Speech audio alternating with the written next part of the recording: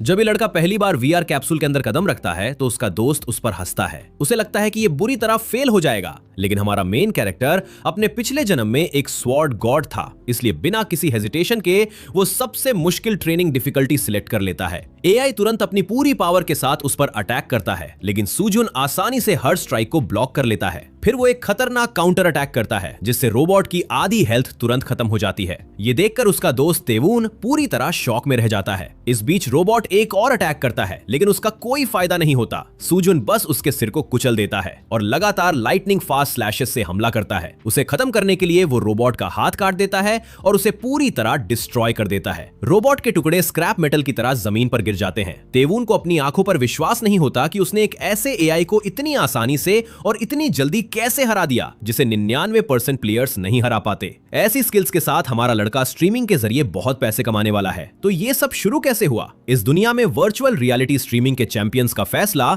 League of streaming नाम के एक बड़े टूर्नामेंट से होता है, जिसे 6 साल पहले शिन हायन ने जीता था। आज हमारा प्रोटैगनिस्ट सुजुन एक boring research and development sector में काम कर रहा है। वो एक रिटायर्ड गेमर है जो अपने बहुत कम सिंक्रोनाइजेशन रेट की वजह से अब गेम नहीं खेल सकता, लेकिन टेक्नोलॉजी में एडवांसमेंट्स की वजह से अब उसके जैसे फिजिकल इंपेयरमेंट्स वाले लोग भी खेल सकते हैं। बस एक छोटी सी प्रॉब्लम है, कैप्सूल की कीमत 100 मिलियन है, जो हमारे भाई के बजट से थोड़ा बाहर है, क्योंकि उसके पास अभी सिर्फ 500 है। कैप्सूल एक ऐसी डिवाइस है जो जिंदगी के कई सेक्टर्स में लोगों की मदद करती है, लेकिन सबसे पॉपुलर निसंदेह वर्चुअल रियलिटी गेमिंग है। पूरी दुनिया में कैप्सूल टेक्नोलॉजी का क्रेज छा गया था, जब तक कि हमारे लड़के के साथ कैप्सूल के अंदर एक ब्रूटल इंसिडेंट नहीं हो गया। अपने डॉम में वापस उसका रूममेट तेवून आने वाले टूर्नामेंट के लिए शिन हायन का इवेंट मैच देख रहा है। लीग ऑफ स्ट्रीमिंग कोई मजाक नहीं है, ये कोरिया और पूरी दुनिया में बहुत पॉपुलर है, जिसे लगभग 15 मिलियन लोग देखते हैं। स्वॉर्ड्स को अभी भी मेटा माना जाता है, लेकिन जीतने के लिए वो काफी नहीं है। तेवून खुद पिछले साल स्वॉर्ड का यूज करते हुए एलिमिनेट हो गया था। साथ ही वो एक वेटरन स्ट्रीमर है जो शॉक में है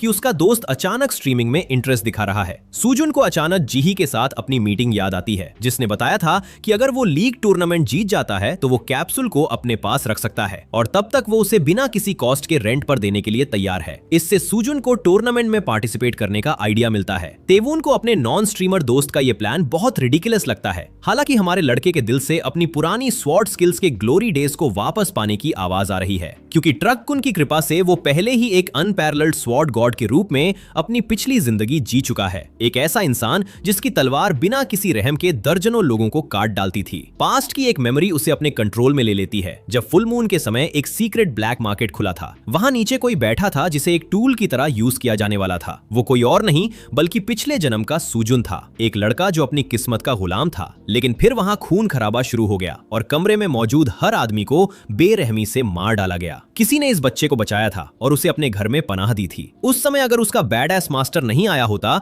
तो उसकी जिंदगी कुछ और ही होती। तो उस लड़के को उसकी बुरी किस्मत से बचा लिया गया, जिसने बाद में सुजुन को स्वॉर्ड गॉड बना दिया। अपने मास्टर के साथ बिताए गए वो वार्म मेमोरीज आज भी सुजुन को सुकून देते हैं, जिसे अभी भी नहीं पता कि वो अपने पास्ट लाइफ में स्वॉर्ड गॉड कैसे बना। भाई थोड़ा एनॉयड है क्योंकि वो हाईएस्ट रैंक तक पहुंच गया था और फिर भी सब खत्म हो गया। तेवून लगातार बोलता रहता है कि लीग ऑफ स्ट्रीमिंग टूर्नामेंट में पार्टिसिपेट करने के लिए एक पूरा कैप्सूल खरीदने के बारे में सोचना ही पागलपन है। हमारे लड़के के लिए ये एक वाइज इन्वेस्टमेंट है, लेकिन तेवून जैसे वेटरन को लगता है कि इस बंदे को टूर्नामेंट के क्रेजी रिस्ट्रिक्शंस के बारे में कोई आइडिया नहीं है। अगर आप काइसेन या किसी और की तरह पॉपुलर नहीं है तो पार्टिसिपेशन बहुत मुश्किल है और पॉपुलैरिटी हासिल करना भी कोई बच्चों का खेल नहीं है। सबसे पहले ऑडियंस को एंटरटेन करने के लिए एक्सीलेंट कम्युनिकेशन स्किल्स चाहिए, साथ ही चैटर्स को इंप्रेस करने के लिए अमेजिंग गेम सेंस होना चाहिए। व्यूअर्स को बोर होने से बचाने के लिए ह्यूमर भी जरूरी है और सबसे बड़ा सरदर्द लेवल 9000 बॉस, जिसे वीडियो एडिटिंग कहते हैं। अगर कोई ये सब कर भी ले तो लक भी बहुत इंपॉर्टेंट है, क्योंकि स्ट्रीमर्स अक्सर पीछे छूट जाते हैं। दूसरे शब्दों में तेवून उसे रियलिटी चेक दे रहा है कि उसके डिल्यूजन्स बेकार है और वो रातों रात आई शो स्पीड नहीं बन जाएगा। ऊपर से भाई ने अपने रूममेट के सामने कभी कैप्सूल भी रन नहीं किया है। सुजुन को अभी भी ये इंटरेस्टिंग लगता है और वो पूछता है कि क्या वो सिर्फ अपनी स्किल्स के दम पर अपने गोल्स अचीव कर सकता है। अब तेवून को सच में लगने लगता है कि ये बंदा बहुत जिद्दी है, लेकिन वो कंफर्म कर करता है कि एक रास्ता है, उसे बस लेजेंडरी शिन हयान से बेहतर बनना होगा, जो इस दुनिया की फेकर है, क्योंकि वो प्लेनेट की सबसे खतरनाक गेमर है। सबसे फनी बात यह है कि हमारा लड़का सीधा बोलता है कि वो उस लड़की को हरा देगा, क्योंकि वो उससे बेहतर है और उसने पहले भी कैप्सूल यूज किया है। ऑब्वियसली तेवुन को ये सब बकवास लगता है और उसे लगता है कि उसके दोस्त का दिमाग खराब हो गया है। एक अलग अप्रोच लेते हुए तेवुन उसे तुरंत कैप्सूल के अंदर जाने के लिए कहता है, ताकि उसका घमंड टूट सके। आखिर अगर उसकी स्किल्स सच में हयान को पीछे छोड़ सकती हैं या तेवुन के पर्सनल रिकॉर्ड से भी बेहतर हैं, तो भाई प्रॉमिस करता है कि वो जिंदगी भर घर का सारा काम करेगा। और जैसा कि आप गेस कर सकते हैं, हमारा लड़का स्मर्क कर रहा है। शायद वो सोच रहा है कि उसे फ्री में एक पर्सनल मेड मिल गया है। सुजुन डील कंफर्म करता है और कैप्सूल बंद हो जाता है। 10 सेकंड के काउंटडाउन के साथ उसे वर्चुअल रियलिटी वर्ल्ड से कनेक्ट कर देता है। सिस्टम उसे उसकी आईडी और प्ले टाइम के साथ एड्रेस करता है। बात यह है कि फॉर्मर स्वॉर्ड गॉड बहुत बैडएस है और उसे स्ट्रीमिंग की दुनिया की कोई परवाह नहीं थी, लेकिन पास्ट लाइफ से उसके मास्टर की बातें अभी भी उसे याद है। वाइस टीचर ने उसे बताया था कि जिंदगी में किसी भी चीज की शुरुआत करो, क्योंकि हेजिटेशन का मतलब है कुछ भी अचीव ना कर पाना। अगर आप मुझसे पूछें तो ये एंड्रू टेट की बातों से बहुत बेहतर एडवाइस है। अपनी आंखें खोलते हुए सुजुन एक नई सेटिंग में आता है और तेवुन के साथ ट्रेनिंग ग्राउंड में एंटर करता है, जो तुरंत वहां ट्रांसपोर्ट हो जाता है। हमारा लड़का उस जगह के बारे में इंफॉर्मेशन मांगता है और उसे पता चलता है कि ये कैप्सूल के अंदर एक बेसिक गेम है, एक ऐसी जगह जहां रिकॉर्ड बेस्ड प्रोग्रेस के लिए एक स्पारिंग एआई है। सुजुन थोड़ा एनॉयड है कि वो तेवुन से सीधे फाइट नहीं कर सकता, जबकि उसका रूममेट कॉकी हो रहा है और न्यूबी को इतनी जल्दी हराना नहीं चाहता। सिस्टम डिटेल्स चेक करते हुए हमारे लड़के को पता चलता है कि एआई के लिए लेवल 1 से 10 तक का सिस्टम है और लेवल 10 उस इंसान की स्टाइल कॉपी करता है जिसने लेवल 9 को सबसे बेस्ट स्कोर के साथ क्लियर किया हो। Long story short, Shin Hayyan के पास आधे दशक से वो रिकॉर्ड है, इसलिए लेवल 9 भी उसके रीप्ले पर चलता है। लेकिन वहां तक पहुंचना बहुत मुश्किल है, क्योंकि पहले बाकी लेवल्स क्लियर करने होते हैं। इससे पहले कि त्यून अपनी बकवास पूरी कर पाता, हमारा लड़का डुअल स्टार्ट कर देता है और इस एयरपोर्ट जैसे बॉट को एरिना में बुला लेता है। सुजुन अब त्यून की बातों पर ध्यान नहीं देता और ऐसा लगता है कि उसने लेवल 1 खेलने के बजाय सीधे लेवल स्किप कर दिए हैं। कुछ ही पलों में एयरपोर्ट प्रो तलवार के साथ फुल स्पीड में हमला करता है, जिसे हमारा कोरियन बैडएस आसानी से ब्लॉक कर लेता है। त्यून अभी भी स्मर्क कर रहा है और कंफ्यूज्ड है कि उसका दोस्त इतना कॉकी कैसे हो सकता है। एयरपोर्ट प्रो एक पॉइंटेड स्ट्राइक करने की कोशिश करता है, लेकिन हमारा लड़का अल्ट्रा इंस्टिंक्ट की तरह उसे डॉज कर लेता है और बॉट के शरीर पर एक क्लीन कट लगा देता है। इससे उसकी बहुत सारी हेल्थ कम हो जाती है, जिसे देखकर तेवुन पूरी तरह हैरान रह जाता है और इसे सिर्फ एक तुक्का कहता है। लेकिन सुनिए, जब सुजुन का ओपोनेंट दूसरे राउंड के लिए वापस आता है तो इस बार भाई उसे पूरी तरह से डिस्ट्रॉय कर देता है और उसके शरीर पर लगातार कई स्लैशेस लगाता है, जैसे वो कुछ भी ना हो। अपने अटैक के आखिर में सुजुन एआई का हाथ काट देता है, जो बहुत ही ह्यूमिलिएटिंग तरीके से जमीन पर गिरता है। तेवुन का मुंह खुला का खुला रह जाता है। बॉट हमारे लड़के के सामने बेबस है, जो उसके ऊपर एक मेनेस की तरह खड़ा है। सुजुन उस बेचारे पर कोई रहम नहीं खाता और सीधे उसका सिर धड़ से अलग कर देता है। सिमुलेशन खत्म हो जाता है। बॉट तुरंत गायब हो जाता है, जबकि सिस्टम उसे 107वें रैंक के साथ लेवल 9 डुअल जीतने के लिए कांग्रेचुलेट करता है। और हाँ, आपने सही सुना, त्यून भी हैरान है कि इस बंदे ने सीधे लेवल 9 को चैलेंज किया और उसे इतनी बुरी तरह हराया। दूसरे शब्दों में, अगला फाइट असली होने वाला है। रियलिटी में हयान की बैटल कैपेबिलिटीज का रूप लेते हुए एक मॉन्स्ट्रस एआई सामने आता है। ये कोई आसान मैच नहीं होने वाला है। यहाँ तक कि त्यून भी सोचने लगता है कि क्या ये बंदा सच में कोई ओवरपावर्ड साइकोपैथ है। रिसर्च एंड डेवलपमेंट डिपार्टमेंट में डायरेक्टर से उस फ्री रेंटल के बारे में पूछा जाता है जो उसने अभी दिया है।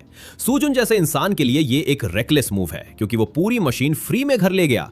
जीही की असिस्टेंट ताना मारती है कि हमारा लड़का उसे ऑपरेट भी नहीं कर पाएगा, लेकिन डायरेक्टर काम है और मानती है कि टैलेंट वेस्ट नहीं होना चाहिए। उसे पता था कि सुजुन ने सिंक्रोनाइजेशन रेट की वजह से अपना चांस खो दिया था।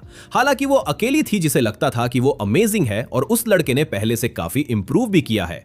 उसे पता है कि पार्टिसिपेट करना उसके लिए मुश्किल है, लेकिन वो उस फ्यूचर का वेट कर रही है जब वो पार्टिसिपेट करेगा, क्योंकि अगर ऐसा हुआ तो जीही पूरे कॉन्फिडेंस के साथ कहती है कि ये बंदा सब कुछ जीत लेगा। सच में वो एक बैड एस डायरेक्टर है। हमारा लड़का तो लाइफ में मजे कर रहा है। चलिए वापस ट्रेनिंग ग्राउंड्स में चलते हैं। फॉर्मर स्वॉर्ड गॉड अभी तक फाइट को बहुत चिल ले रहा है। तेवुन इस बात से परेशान है कि ये बंदा सच में जीत सकता है, इसलिए वो रिकॉर्ड बटन दबाता है ताकि अगर हमारा लड़का जीत जाए तो वो पूरी दुनिया को दिखा सके। मैड ड्यूल में हयान का बॉट हवा से हमला करता है, जिसे सुजुन अपनी क्लीन डिफेंस से आसानी से ब्लॉक कर लेता है और फिर दुगनी ताकत से पलटवार करता है, जिससे लेवल 10 एआई पीछे हट जाता है। कुछ क्लैशेस के बाद लेजेंडरी स्वॉर्ड गॉड भी हयान की एबिलिटीज से इंप्रेस हो जाता है। यह एहसास उसे जाना पहचाना लगता है क्योंकि उस लड़की का टैलेंट उसके पास लाइफ के दुश्मनों से भी बेहतर है। सुजुन अभी भी खुद को ज्यादा स्ट्रांग मानता है। वो डिस्ट्रैक्ट हो जाता है और बॉट उस पर एक लीथल स्ट्राइक कर देता है। गेम ओवर है ना। त्यून पहले से ही हेट कर रहा है क्योंकि उसे अपने दोस्त पर भरोसा नहीं था, लेकिन तभी सुजुन अपने पेट से तलवार निकालकर फेंक देता है। उसके असली शरीर पर कोई डैमेज नहीं होता, कोई खून या दर्द महसूस नहीं होता। बेशक उसके हेल्थ पॉइंट्स घटकर सिर्फ 1 रह गए हैं। भाई लिटरली अपनी आखिरी सांसों पर खड़ा है। लेकिन सबसे डरावनी बात यह है कि तेवुन डर रहा है कि इस बंदे ने जानबूझकर खुद को हिट होने दिया, सिर्फ अपनी क्यूरियोसिटी को शांत करने के लिए। हयान का बॉट ड्यूल खत्म करने के लिए एक और ब्लेड निकालता है और फुल स्पीड में आगे बढ़ता है। जवाब में हमारा लड़का भी आगे बढ़ता है। दोनों की तलवारें टकराती हैं। सुजुन स्माइल करता है, जिसका मतलब है कि वो अभी भी फाइट को चिल ले रहा है। एआई ओवरपावर होने लगता है और उसे यह समझ आने लगता है। तभी अचानक स्वॉर्ड गॉड की तलवार बॉट के सीने को चीर देती है, जिसके बाद सुजुन एक शानदार किक मारता है जिससे वो और पीछे चला जाता है। हयान का बॉट जमीन पर गिरता है और उसके पॉइंट सिर्फ 4 रह जाते हैं। ट्रैश टॉक कंटिन्यू करते हुए हमारा लड़का पूछता है कि क्या उसने एआई के अंदर इतना डर पैदा कर दिया है कि वो अटैक करने से भी डर रहा है। भाई तो चैट जीपीटी को भी डरा रहा है। सुजुन खुद हमला करता है और हयान को लगभग काट ही देता है, लेकिन अटैक सही समय पर ब्लॉक हो जाता है। ब्लॉक होने के बावजूद हमारे लड़के के स्विंग की ताकत इतनी ज्यादा है कि एआई की तलवार टूटने लगती है। तेवुन शॉक में देखता है जब तलवार टूट जाती है और हमारे लड़के की जीत पक्की हो जाती है। अब सुजुन एआई के ऊपर खड़ा है और ट्रैश टॉक करते हुए कहता है कि उसे हराने के लिए एआई को और 8 साल लगेंगे। यह कहकर वो उसका सिर काट देता है और ड्यूल जीत लेता है। तेवुन पूरी तरह हैरान है। लेवल 10 का असली मालिक अब बदल गया है और वो हमारे लड़के की एबिलिटीज के बराबर हो गया है। सुजुन अपने क्लीन फिट में पहले से कहीं ज्यादा बैडएस लग रहा है और सोचता है कि क्या वो अब क्वालिफाइड है। अगले दिन उसका नया हाउसमेट उसके लिए खाना और पानी ला रहा है। तेवुन से हर मौके पर काम करवा रहा है। पीछे बेचारे तेवुन को परेशान होते हुए देखिए, जिसे रियलाइज हो रहा है कि उसने दुनिया के सबसे बुरे इंसान के साथ बेट लगाई थी। हमारा भी यही हाल होगा जब चैट जीपीटी हमारी जॉब्स ले लेगा। खैर, सुजुन ने पिछले ही दिन गेम इंस्टॉल किया था। वो सोचता है कि क्या उसे लॉग इन करके अपनी पहली स्ट्रीम की तैयारी करनी चाहिए। वो अंदर जाता है और सिस्टम बूट करता है। हैरानी की बात है कि वो एक वाइट स्पेस में ट्रांसपोर्ट हो जाता है और उसे समझ नहीं आता कि ये कौन सी जगह है। वो सिस्टम स्क्रीन पर फोकस करता है जो प्लेयर लॉबी में उसका वेलकम कर रही है, जहां वो आगे बढ़ने से पहले रेडी हो सकता है। हमारे लड़के को याद आता है कि स्ट्रीमर्स यूजुअली यहीं रेडी होते हैं, इसलिए उसे इस जगह का थोड़ा आइडिया है। लेकिन अभी ये जगह बहुत प्लेन और किसी हॉस्पिटल वार्ड जैसी लग रही है। फिर भी सुजुन स्ट्रीमिंग प्लेटफॉर्म के जरिए ट्रैवल करता है। अभी के लिए उसका एक ही गोल है, रैंक्स में ऊपर जाना और अपनी रेप्यूटेशन बनाना, ताकि वो लीग टूर्नामेंट के लिए क्वालिफाई कर सके। जैसे ही वो प्लेटफॉर्म बूट करता है, उसकी स्ट्रीम तुरंत उसके चुने हुए गेम के साथ शुरू हो जाती है।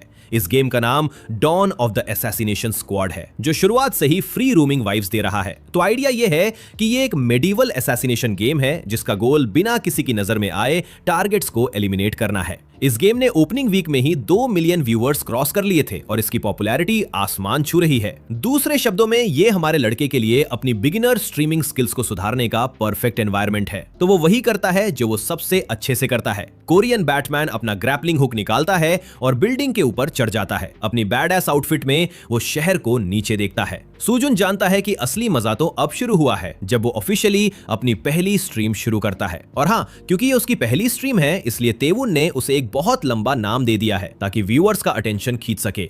हालांकि हमारे लड़के को तेवुन की एबिलिटीज पर ज्यादा भरोसा नहीं है। खैर, वो शहर के खूबसूरत व्यू को देखता है। ग्राफिक्स ही इतने कमाल के हैं जैसे लेटेस्ट राइजन हो, लेकिन 100 गुना बेहतर।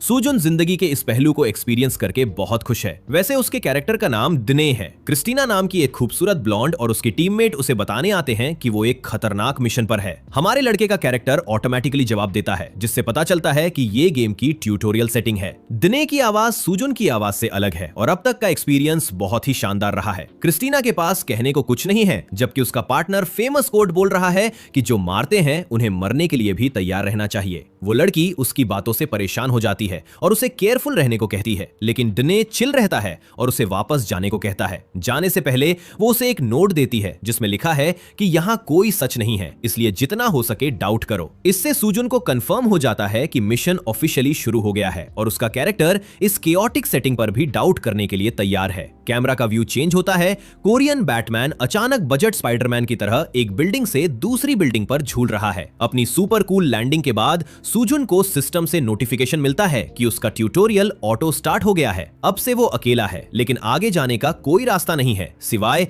एक ब्लॉक किए हुए रास्ते के। हमारे लड़के को पाइप्स पर चढ़ने का हिंट मिलता है, जो काफी अजीब असाइनमेंट है। स्वॉर्ड गॉड अब पाइप गॉड बनने की राह पर है। और पाइपिंग की बात करें तो भाई की स्किल्स बहुत स्मूथ हैं, जिससे वो बिना पसीना बहाए ऊपर चढ़ जाता है। छत पर पहुंचकर सुजुन सोचता है कि उसका शरीर ऑटोमेटिकली क्यों मूव कर रहा है, जो गेम के अमेजिंग इमर्सिव एनवायरनमेंट को दिखाता है। वो सोचने लगता है कि क्या सब खत्म हो गया है और उसे ऑटो मोड ट्यूटोरियल एंजॉय करना चाहिए। ऑटो मोड में एक प्रॉपर ट्यूटोरियल क्वेस्ट मिलता है, जिसमें ईटर नाम के एक इंसान को असैसिनेट करना है, जो एक हाई रैंकिंग नोबल और एक सोसाइटी का मैनेजर है, जिसका सिर्फ एक ही गोल है, ईटर को मारना। सुजुन मैप सेटिंग चेक करता है और गेम को बहुत कूल पाता है। उसकी मदद के लिए नीचे उतरने के लिए एक रस्सी दी गई है। हमारा लड़का काफी इंप्रेस है कि गेम बेसिक्स में कितनी मदद कर रहा है, लेकिन हमारे लड़के की क्यूरियोसिटी उसे परेशान कर रही है। उसे अचानक थॉट आता है कि क्यों ना रस्सी छोड़कर तेजी से नीचे गिरा जाए, क्योंकि ये पार्ट बहुत बोरिंग है। अपने आइडिया को टेस्ट करने के लिए ये बंदा सच में रस्सी छोड़ देता है और धड़ाम से नीचे गिरता है। अब तक उसके प्लान्स उम्मीद के मुताबिक काम नहीं कर रहे हैं, लेकिन वो देखता है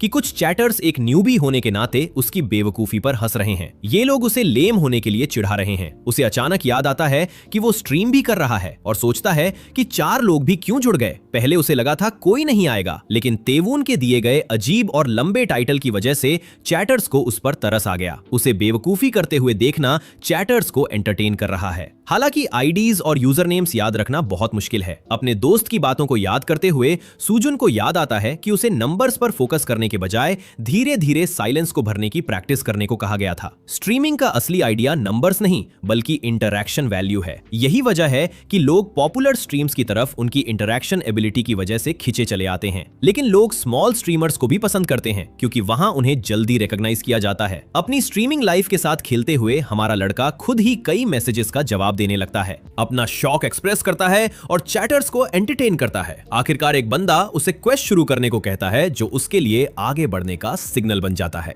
इसी बीच हम काउंट एटर के मैंशन की डरावनी और ड्रामेटिक सेटिंग देखते हैं। चैटर्स उस भयानक एटमॉस्फेयर से डरे हुए हैं, जबकि हमारा लड़का सोच रहा है कि क्या वो आराम से अंदर जा सकता है। चैटर्स उसकी हिम्मत देखकर हैरान है, जबकि सुजुन उस नोट को वापस देखता है जो क्रिस्टीना ने उसे दिया था, जिसमें ईटर के 2nd फ्लोर वाले बेडरूम के कोऑर्डिनेट्स और दुश्मनों की गिनती लिखी है। वेपन्स के लिए सुजुन को एक स्वॉर्ड स्टिक और एक गॉन्टलेट दिया गया है, जो ट्यूटोरियल आइटम्स के लिए बेसिक है। वैसे भी उसे सिर्फ एक ही बंदे को मारना है, चाहे वेपन कोई भी हो। लेकिन जैसे ही हमारा लड़का सीधे अंदर जाने वाला होता है, उसके चैटर्स उसे अंधाधुंध अंदर जाने के लिए बेवकूफ कहने लगते हैं। सुजुन को बेवकूफ जैसा फील होता है जब वो उसे याद दिलाते हैं कि उसने क्रिस्टीना का दिया हुआ बाकी नोट नहीं पढ़ा। अब तक वो उससे पूरी उम्मीद खो चुके हैं और उन्हें लगता है कि एक प्रॉपर हार ही इस न्यूबी को सबक सिखाएगी। एंशिएंट स्वॉर्ड गॉड को लोगों के मूड में अचानक आए बदलाव का कोई आइडिया नहीं है। वो पोलाइटली पूछता है कि क्या वो बस अंदर जा सकता है। एक इंसान उसे वॉरियर प्ले करने को कहता है, क्योंकि बेसिकली इस गेम में पकड़े जाने पर एनपीसीज और भी स्ट्रांग हो जाते हैं, इसलिए स्टेल्थी तरीके से खेलना होता है। बहुत कम मौकों पर वेटरन प्लेयर्स जानबूझकर अंदर घुसते हैं और शोर मचाकर दुश्मनों को खुलेआम मारते हैं, जिसे वॉरियर प्ले कहा जाता है। ये बात हमारे लड़के को इंटरेस्टिंग लगती है और वो सोचता है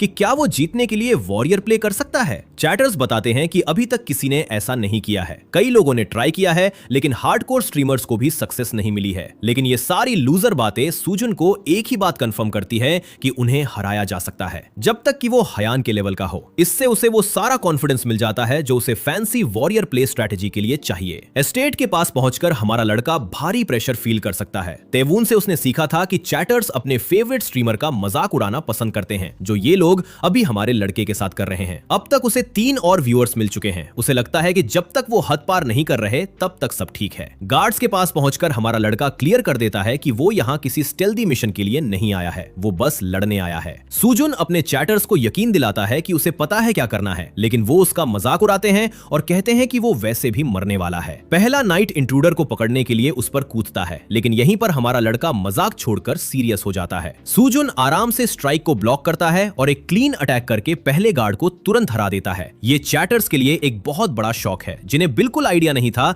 कि ये बंदा अलग ही लेवल का है। भाई ने बिना किसी दिक्कत के पैरी कर दिया और हालांकि हमारे लड़के को खुद नहीं पता कि क्या हुआ, वो बस दुश्मन की लाश से अपना वेपन निकालता है और पूछता है कि क्या इन पेपरवेट एनपीसीज को मारना इतना आसान है। एक और गार्ड पीछे से हमला करने की कोशिश करता है, लेकिन स्वॉर्ड गॉड उस अटैक को आसानी से पकड़ लेता है। साथ ही वो अपनी चैट भी पढ़ रहा है। वो उसके कंसिस्टेंट पैरी करने से हैरान है। पैरी वर्ड सुजुन के लिए नया है, जो अपने दुश्मन को नीचे देखता है और उसे भी मार देता है, जिससे उसे 1000 पॉइंट्स और मिल जाते हैं। एक हिलेरियस प्लॉट ट्विस्ट में भाई अपनी चैट से पूछता है कि पारी होता क्या है, और जैसा कि आप एक्सपेक्ट कर सकते हैं, वो ये जानकर पागल हो रहे हैं कि वो बिना जाने भी 2 बार पैरी कर चुका है। इससे उन्हें कंफर्म हो जाता है कि ये जरूर कोई तुक्का होगा, जबकि हमारा लड़का उनसे ट्रक कुन के वास्ते सिंपल आंसर देने की भीख मांगता है। एक्सप्लेनेशन के बाद स्ट्रीमर समझ जाता है कि डाउनवर्ड अटैक को परफेक्टली ब्लॉक करने से ओपोनेंट्स ऑटोमेटिकली स्टन हो जाते हैं, लेकिन ये एक ऐसा मूव है जिसे रिटायर्ड प्रोज भी मुश्किल से कर पाते हैं। ये जानकर हमारा लड़का हैरान हो जाता है कि प्रोज को भी इसमें दिक्कत होती है। उसे याद आता है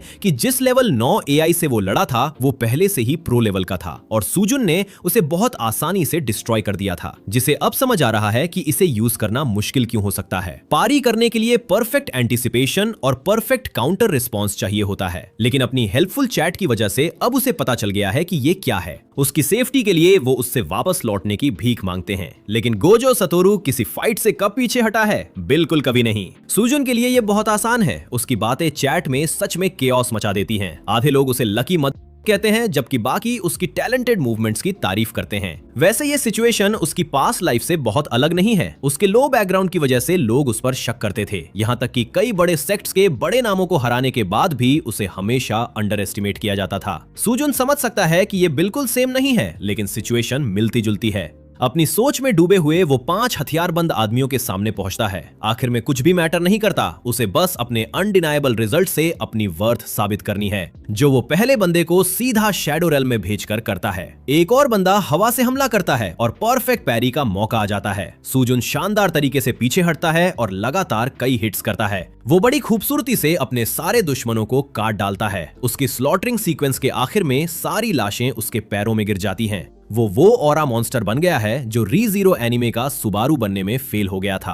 पूरे कॉन्फिडेंस के साथ ये बंदा डिक्लेयर करता है कि उसे हराने के लिए उन्हें कम से कम 108 बेस्ट शाओलिन मास्टर्स की जरूरत पड़ेगी। भाई की बातें इतनी कॉर्नी हैं कि चैट को समझ ही नहीं आता कि वो क्या बकवास कर रहा है। एक आखिरी बंदा रीइंफोर्समेंट्स बुलाने के लिए भागने की कोशिश करता है, लेकिन एक ब्रूटल स्टैब से उसका सिर कुचल दिया जाता है। एक बात तो पक्की है, सुजुन सॉफ्ट नहीं है। ये बंदा एक कोल्ड ब्लडेड किलर है। उसके बॉडी काउंट में 6 नई लाशें जुड़ गई हैं। उसकी अब तक की परफॉर्मेंस सच में चैटर्स को सोचने पर मजबूर कर रही है कि क्या ये बंदा सच में बिगिनर है या उन्हें गैसलाइट कर रहा है। एक स्पेसिफिक कमेंटर स्पैम करने लगता है और उसे वार्निंग मिलती है कि अगर उसने ऐसा करना जारी रखा तो उसे बैन कर दिया जाएगा। वो बंदा चुपचाप रुक जाता है। सुजुन को पता है कि उसे चैट में ऑर्डर मेंटेन करना है, लेकिन तभी उसे कुछ ब्रैटी चैटर्स मिलते हैं जिन्हें एक लूजर स्ट्रीमर की चैट से बैन होने की कोई परवाह नहीं है। इस घमंडी बेवकूफ को सबक सिखाने के लिए हमारा लड़का तुरंत अपने पहले व्यूअर को बैन कर देता है और बाकी सबके लिए शांति बनाए रखता है।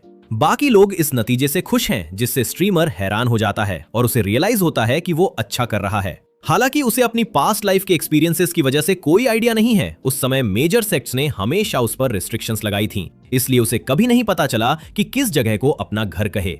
फिर भी वो अपना टैलेंट नहीं छुपा पाया और लोन स्वॉर्ड गॉड बन गया। फिर से भाई की लोनली बातें उसके मास्टर की यादों से इंटरप्ट हो जाती हैं, तो वो इन ख्यालों से बाहर आता है और फिर से चैट पढ़ता है। लोग हैरान हैं कि इस लड़के के पास गॉड लाइक कंट्रोल कैसे है, या क्या वो कोई ट्रिक यूज कर रहा है।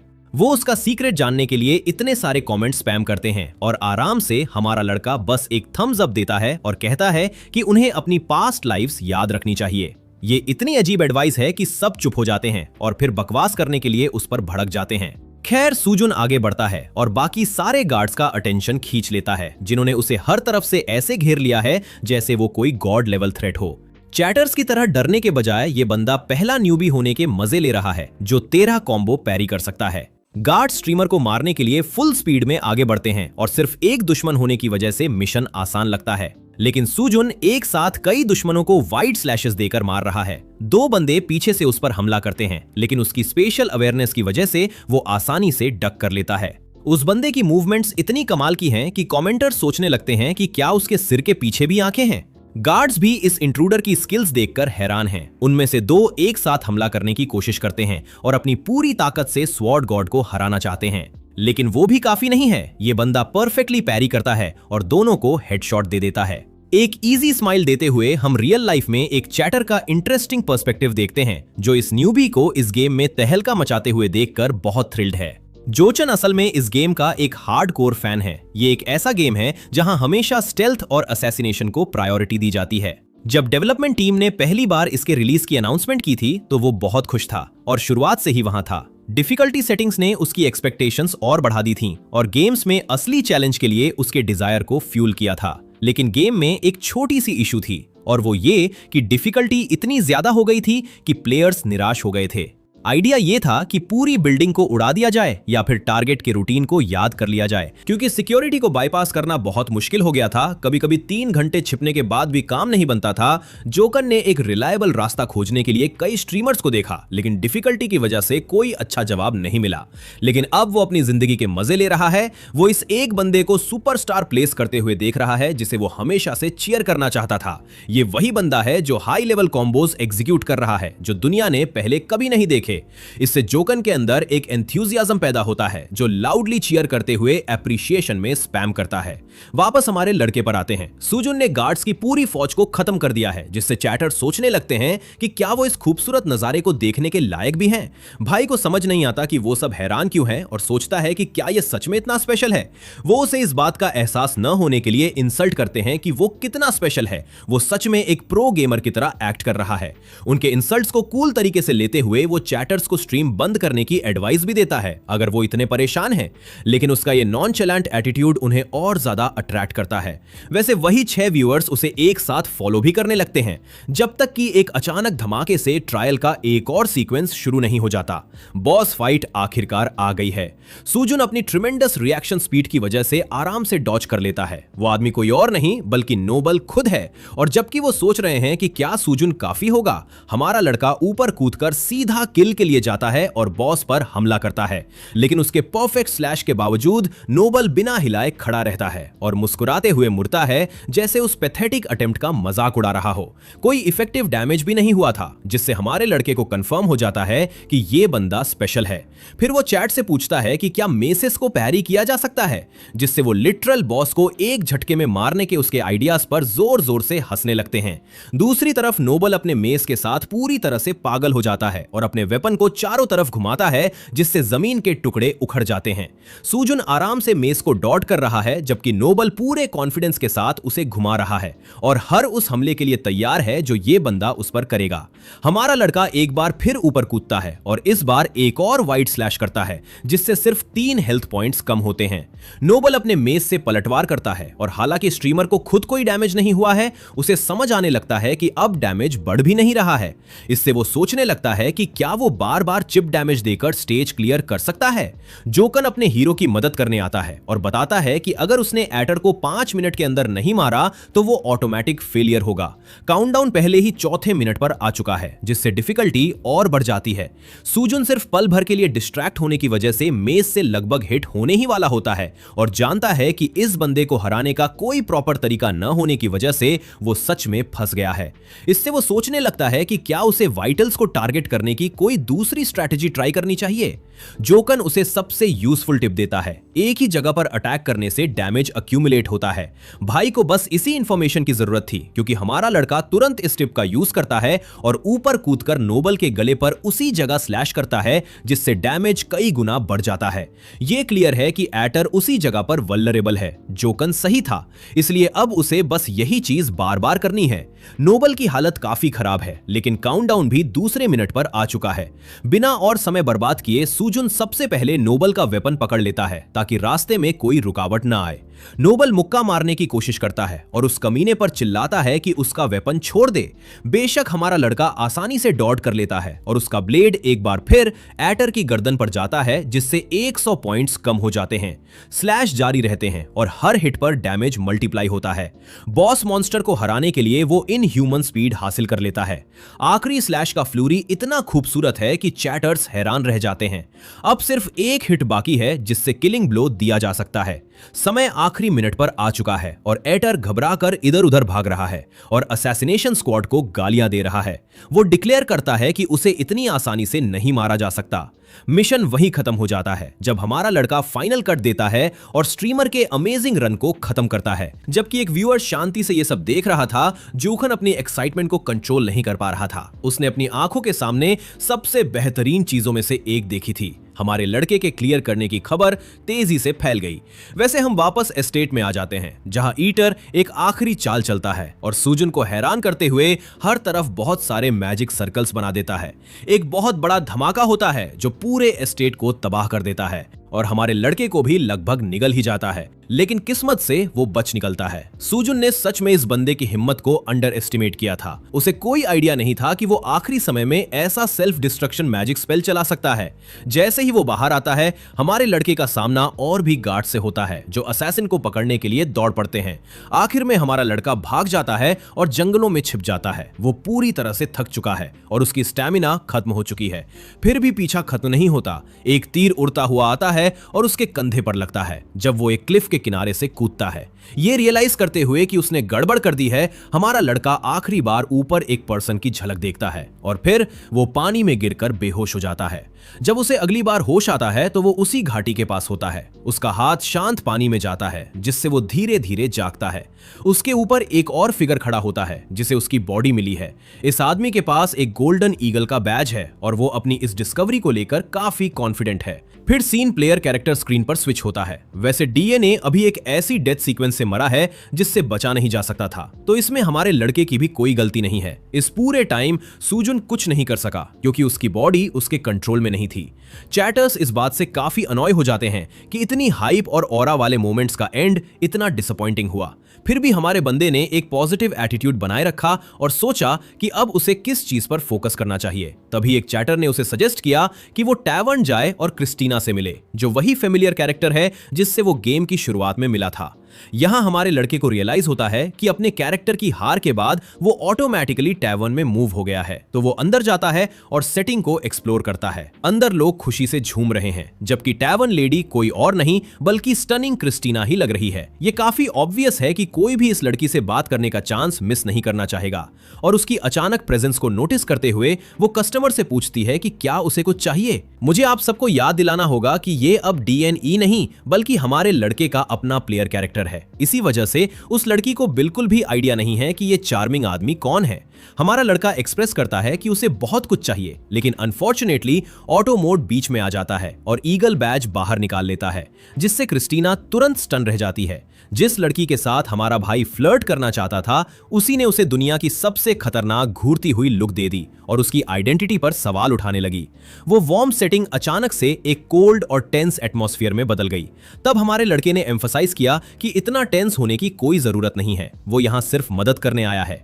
अपनी बात को और क्लियर करने के लिए सूजुन रिवील करता है कि जब बात असैसिनेशन की आती है तो वो बहुत ही कमाल का है। ये सुनकर वो हाई अलर्ट पर आ जाती है और सोचने लगती है कि क्या ये वही आदमी है जिसका वेस्ट से आने का इंतजार था। उसके साथ खेलते हुए हमारा लड़का कंफर्म करता है कि हाँ यही बात है, जबकि वो ब्लॉन्ड लड़की याद करती है कि कैसे ये बंदा एक लालची इंसान है जो कुछ और सिक्कों के लिए कुछ भी कर सकता है। इसीलिए वो सीक्रेट सोसाइटी का भी साथ नहीं देगा। टेम्पररी टेंशन खत्म होने के बाद उसे लगता है कि अब उन्हें फिर से खुद को इंट्रोड्यूस करना चाहिए। खुद को क्रिस्टीना बुलाते हुए वो प्लेयर का नाम पूछती है और ठीक उसी मोमेंट सूजुन को अपना प्रॉपर नाम इनपुट करने का ऑप्शन मिलता है। बाकी लोग भी क्यूरियस हैं कि वो क्या नाम डालेगा। चूंकि स्ट्रीमर का नाम सूजुन सेट है और भाई ने खुद से कोई निकनेम नहीं रखा, तो सिस्टम ने ऑटोमेटिकली उसके असली नाम को ही रिप्लेसमेंट मान लिया।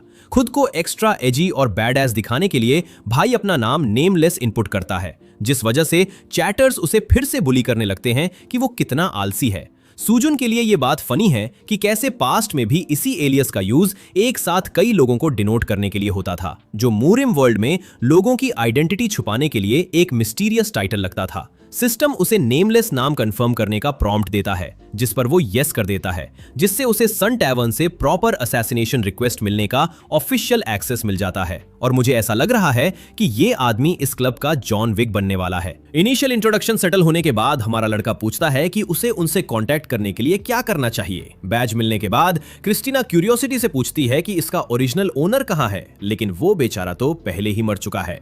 और चैटर्स हिंट दे रहे हैं कि उसे उस पर क्रश था। उसके लिए बात को आसान बनाने के लिए हमारा लड़का बताता है कि उसने उस आदमी को वेस्ट पियर पर दफना दिया है, और इस सब्जेक्ट पर इमोशनल होने के बजाय वो उसे कांटेक्ट के लिए यूज करने के लिए एक ब्लैक सिग्नल स्टोन ऑफर करती है। स्टोन उसके नाम होने के साथ ही मेस्मराइजिंग क्रिस्टीना उसके साथ काम करने के लिए एक्साइटेड है। हमारा लड़का टैवर्न से बाहर आता है और आज के लिए काफी थका हुआ है, क्योंकि उसे पता है उसने पहले ही बहुत कुछ कर लिया है। बाकी चैटर्स कंफ्यूज्ड हैं कि क्या भाई सच में अब से अपनी आइडेंटिटी बदलकर नेमलेस कर रहा है, जिसे सूजुन कंफर्म करता है। हालांकि उसे इस बात से कोई फर्क नहीं पड़ता कि वे उसे क्या बुलाते हैं। एक लंबे दिन के बाद फाइनली स्ट्रीम खत्म होती है। हमारा लड़का उन सबको फेयरवेल देता है और इतने क्यूट तरीके से गुड बाय बोलने के बोझ से थोड़ा फ्लस्टर्ड फील करता है। भाई लॉग आउट करने की पूरी कोशिश कर रहा है, लेकिन अपनी अमेजिंग स्किल्स के बावजूद बहुत स्ट्रगल कर रहा है। चैटर्स उसे नूब बोलकर उसका मजाक उड़ाते रहते हैं। सिस्टम उसे वापस कैप्सूल में ट्रांसपोर्ट कर देता है, जहां वो सीक्वेंस एंड करता है और याद करता है कि कैसे उसके 6 लॉयल व्यूअर्स ने शुरू से अंत तक उसे देखा। भाई अभी भी यूजर नेम को लेकर थोड़ा उदास है। तभी उसकी स्क्रीन पर एक सर्टन मैसेज पॉपअप होता है। स्ट्रीम पहले ही खत्म हो चुकी है, लेकिन फिर भी उसे एक नया मैसेज मिला है। जब चैट ओपन होती है तो हमारा लड़का इमेजिन भी नहीं कर पाता कि स्ट्रीम बंद होने के बाद भी ये लोग कैसे ज्वाइन कर रहे हैं। सूजुन को कुछ सक्सेस मिल रही है। चलो वापस टैवून की तरफ चलते हैं, जिसने आज की स्ट्रीम में मजे किए। अचानक हमारा लड़का क्रैश करते हुए अंदर आता है, जिससे भाई के चेहरे पर उसका फोन जोर से लैगता है। मैं तो इसे अटेम्प्टेड मर्डर कहूंगा, क्योंकि सबको पता है कि ये कितना दर्द करता है। टैवून बिल्कुल खुश नहीं है, और जबकि उसकी नाक में दर्द है, हमारा लड़का उसे वो चैट दिखाता है जो स्ट्रीम खत्म होने के बाद भी बढ़ती जा रही है।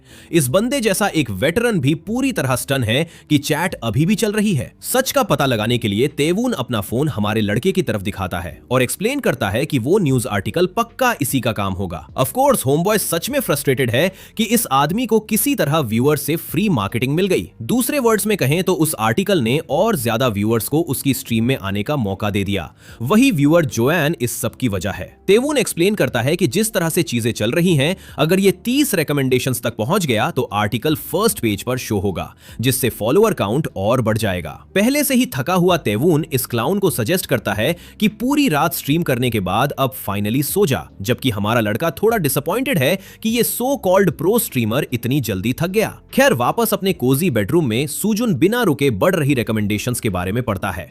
इस मार्केटिंग इफेक्ट का कमाल उस पर साफ दिख रहा है और वो कल चेक इन करने का इरादा रखता है। कल आ जाता है और होम बॉय की प्रेडिक्शन की तरह काउंट 30 को क्रॉस कर गया है, जिससे आर्टिकल फर्स्ट पेज पर बूस्ट हो गया और हमारे लड़के को और भी ज्यादा फॉलोअर्स मिलने लगे। इनफैक्ट इंटरनेट पर लोग अभी उसके बारे में बहस कर रहे हैं, लेकिन जो बात हमारे लड़के को सबसे ज्यादा शॉक करती है वो ये है कि असैसिनेशन स्क्वाड कम्युनिटी भी यहां किसी चीज के बारे में पोस्ट कर रही है। उनमें से एक मेंबर ने लेवल 10 एआई की परेशानी के बारे में कंप्लेंट की है, जो अब हयान के बजाय किसी रैंडम प्लेयर का डेटा ट्रैक करता है, जिससे उसका सामना करना इम्पॉसिबल हो गया है। यूजर का मैसेज क्यूरियोसिटी से पढ़ते हुए हमारा लड़का उसके नोट के साथ अटैच वीडियो पर क्लिक करता है। हयान के एआई के बारे में बात यह है कि अगर यूजर अपनी तलवार गिरा देता है तो वो स्टैंड बाय पर वेट करता है, लेकिन जब बात इस नए एआई बॉट की आती है तो ये अटैक करता है और फ्री में कोई भी ओपनिंग देने से मना कर देता है। हमारे लड़के का एआई भी बहुत कूल है, जो इसके लिए अपने ओपोनेंट्स का मजाक भी उड़ाता है।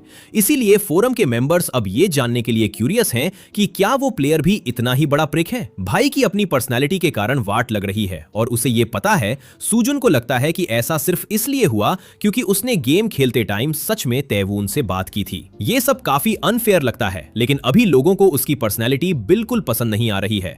इंटरेस्टिंग बात यह है कि एक पर्सन ने कुछ इंटरेस्टिंग नोटिस किया है। वो जोएन है, जो अब उसे ट्रैक करने वाली एक क्रीपी स्टॉकर जैसी लगने लगी है। सूजुन एक सेकंड के लिए पीछे हटता है। उसने कभी नहीं सोचा था कि इतनी ज्यादा अटेंशन उसकी तरफ आएगी। ये सब एक साथ आना उसके दिमाग को क्लॉक कर रहा है, क्योंकि अपनी पास्ट लाइफ के एक्सपीरियंस के बेस पर ये उसके लिए हार्मफुल भी साबित हो सकता है। इस तरह की पावर लोगों को तोड़ देती है अगर वे इसे हैंडल नहीं कर पाते हैं, जो स्वॉर्ड गॉड को एक बार फिर कैप्सूल में एंटर करने की तरफ ले जाता है, ये जानते हुए कि उसे बस ग्राइंडिंग करते रहना है। उसका गोल धीरे धीरे आगे बढ़ना है, जो उसे वापस लॉबी एरिया में ले जाता है, जहां अब उसकी करंट शीट शो होती है। वही बंदा जिसके 6 फॉलोअर थे, अब एक ही दिन में 400 से ऊपर पहुंच गया है। श्योर, ये नए लोग कुछ अलग है, लेकिन जिन्होंने सच में उसकी स्ट्रीम देखी थी वे सिर्फ ओरिजिनल 6 ही थे, जिससे वो सोचता है कि आज कितने लोग ज्वाइन करेंगे। क्यूरियस होकर वो अपनी स्ट्रीम स्टार्ट करता है। सिस्टम सूजुन को ग्रीट करता है और उसे वापस गेम में ले आता है। ये नया स्टेज एलियन की सिटी है, जिसे आगे 4 डिस्ट्रिक्ट्स में डिवाइड किया गया है: रॉयल इथीरियस स्पायर,